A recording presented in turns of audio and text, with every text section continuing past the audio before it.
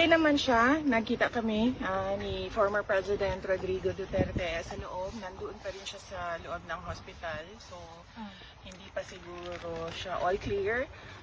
Base siguro sa assessments ng doctors niya. He's in very good spirits. Meron siyang, tinanong ko siya kung kamusta yung pagkain. Sabi niya meron namang rice.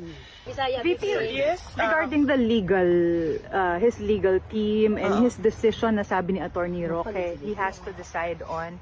Has he made that decision?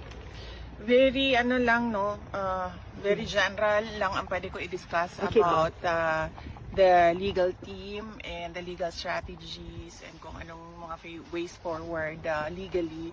Unang-una, his team is headed by Attorney Nicholas Kaufman. And then meron pa akong mga kakausapin ng mga lawyers, no. Meron pang darating na isang abogado.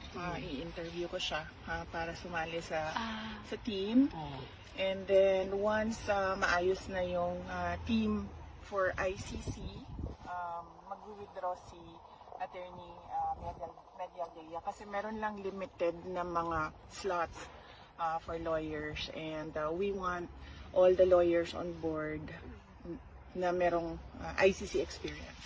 So, Attorney Harry Roque po, hindi po kasama? So far, hindi siya kasama sa legal team.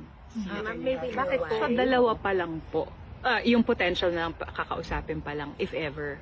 Meron na kaming listahan, pero yung isa kasi darating siya dito. So, puro foreign po. Foreign po yun. Yes, oo. Ilan po kaya? Kung ilan, you may have to ask Attorney Kaufman. Bakit po hindi kasama si Attorney Roque?